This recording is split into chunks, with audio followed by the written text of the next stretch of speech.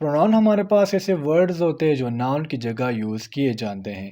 Pronoun को हमने 3 categories में डिवाइड किया हुआ है। First person pronoun, second person pronoun and third person pronoun.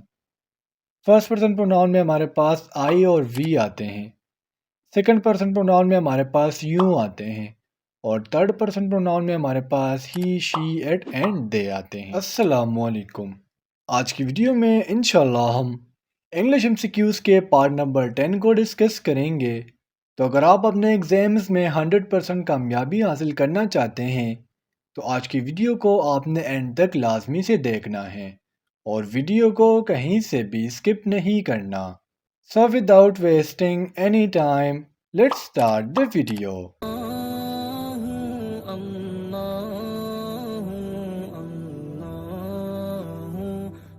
हमारा फर्स्ट एमसीक्यूज़ है, take the present and definite tense sentence. नीचे हमें कुछ सेंटेंसेस दिए गए हैं और हमसे पूछा जा रहा है कि इसमें हमने प्रेजेंट एंड डेफिनेट टेंस को सेलेक्ट करना है। तो हमारा जो करेक्ट ऑप्शन है वो है option C, mean he does not tell a lie. यानी हमारा जो ऑप्शन सी है ये प्रेजेंट एंड डेफिनेट टेंस का सेंटेंस है। अब हमें पता कैसे लगा कि हमारे पास प्रेजेंट एंड डेफिनेट टेंस का सेंटेंस है। बेसिकली जब हम प्रेजेंट एंड डेफिनेट टेंस में हेल्पिंग वर्ब की बात करें तो वहाँ हमारे पास जब हम नफ़ी बनाते हैं तो हम does not and do not का यूज़ करते हैं। अगर हमारे पास ही, शी, इट और सिंगुलर नाउन हो तो वहाँ पर हम डज नॉट, और अगर हमारे पास I, we, you, they plus plural noun हो तो वहाँ पर हम डू नॉट को यूज़ करते हैं। तो बेसिकली हमें डज नॉट से पता लगा कि हमारे पास प्रेजेंट एंड डेफिनेट टेंस का सेंटेंस है। एक्सक्यूज नंबर 2 है हमारा, to make blank a meaningful word we have to fill in the blank with.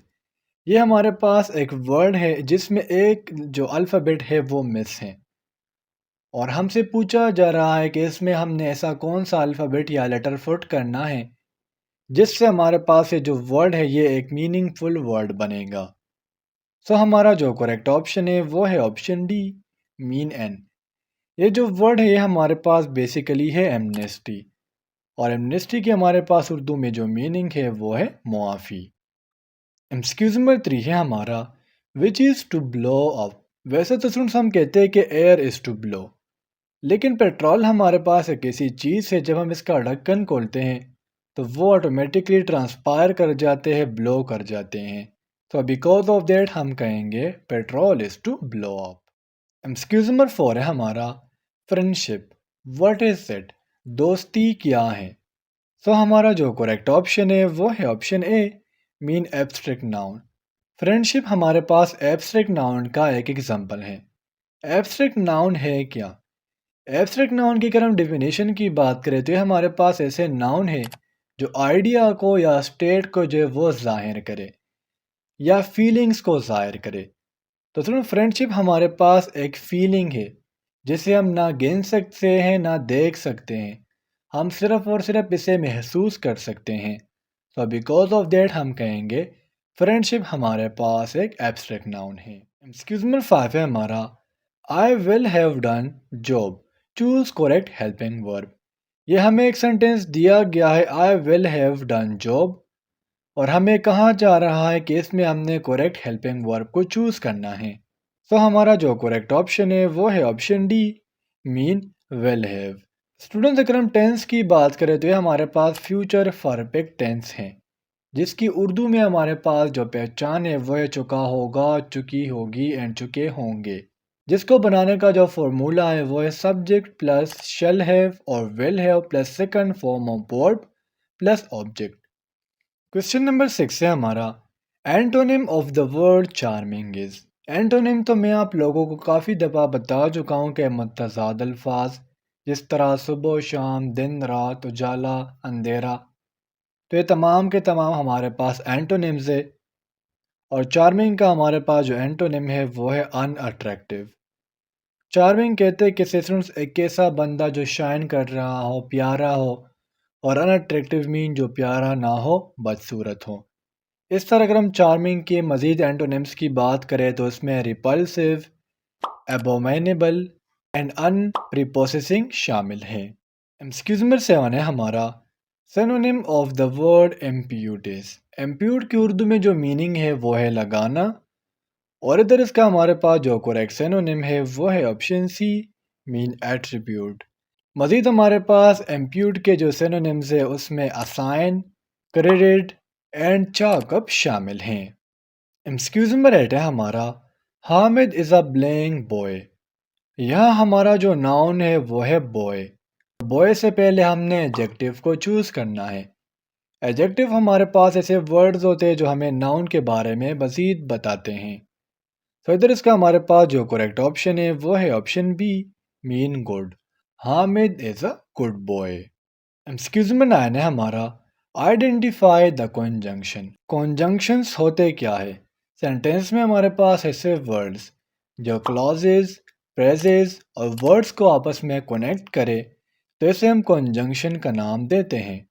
और गिवन ऑप्शन में हमारे पास जो कॉन्जंक्शन है वो है ऑप्शन डी, मीन एंड। यानी मैं कहता हूँ ना Bilal and Hilal are brothers, तो वहाँ पर एंड क्या कर रहा है? दो वर्ड्स को, दो नाउन को आपस में जोड़ रहा है। The play was fantastic. अब यहाँ पर हमने ये बताना है कि प्ले हमारे पास क्या है? वर्ब है, नाउन है, प्रोनाउन है या एडवर्ब है? तो हमारा जो करेक्ट ऑप्शन है वो है ऑप्शन ए, मीन वर्ब। और अगर आपसे ये पूछा जाता है कि प्ले हमारे पास कौन सा फॉर्म है, तो फिर आपने बताना था कि हमारे पास फर्स्ट फॉर्म ऑफ वर्ब है।